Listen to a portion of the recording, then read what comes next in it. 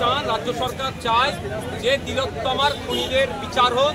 তিলোত্তমার পরিবার নয়, বাংলা জাতিকে বিচার চাওয়ার জন্য, বিচারের জন্য উত্তাল, বাংলাকে বিচার দিতে হবে। যদি চান তাহলে আমি বলবো এই যে কোটি কোটি টাকা খরচ করে যে অ্যাডভোকেটসগুলো লাগাচ্ছেন সুপ্রিম কোর্টে, সেগুলো দেওয়া বন্ধ করুক।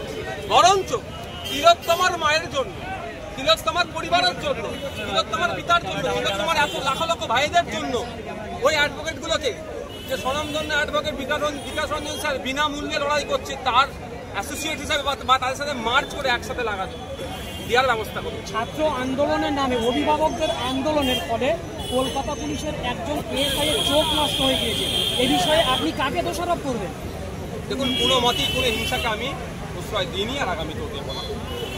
এবার যে ঘটনা ঘটেছে, একজনের চোখ নষ্ট হচ্ছে, এটাও আপনাদের বলে রাখি, পুলিশের মারে 21শে জানুয়ারি 2022 সালে আমাদের ছেলের পায়ের হাড় ভেঙে গিয়েছিল, পা ভেঙে দিয়েছিল। তা আমি নির্দিষ্ট কোন পুলিশকে আমি দোষারোপ করবো? এই সমস্ত পুলিশকে দোষারোপ করতে পারি না। আরজিকর কাণ্ডের পূর্বে বিভিন্ন ঘটনা ঘটেছিল, আদৌ বিচার এখনো পায়নি। আরজিকর কাণ্ডে কতটা সঠিক ন্যায় বিচার পাবে বলে আপনি মনে করেন? আরজিকর কাণ্ডে পূর্বে এইরকম ভাবে বাংলার মানুষ বা রাজ্যের মানুষ, দেশের মানুষ বা বিদেশে এই ধরনের ভাবে স্বতঃস্ফূর্তভাবে নামেনি।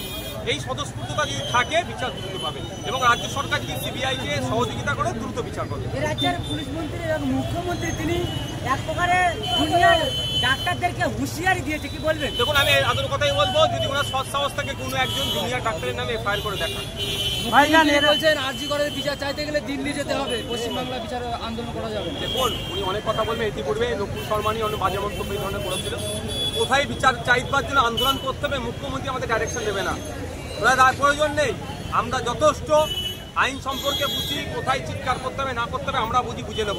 মুখ্যমন্ত্রী যদি সদিচ্ছা থাকে ওনাদের বলুন যে কামদুনির ঘটনা কি হলো, সেটা দিল্লির হাতে এখন নাই, সিবিআইয়ের হাতে নাই। আপনার পাকিস্তানের ঘটনায় কি হলো, সেটা তখন সিবিআইয়ের হাতে নাই। এর জবাবগুলো চান তো। ভাইজান, বাংলার জনগণ বিচার চাইছে মমতা বন্দ্যোপাধ্যায়ের কাছে, তিনিও রাস্তায় বিচার চাইছে, তাহলে জনগণ কার কাছে বিচার চাইছে? একটা কথা বলবো, চোর মাচায় চোর একটা মতো সিনেমা আছে না, ওখানে এরকম এই যে বলছেন অনেকটা বিস্তারিত দিয়ে।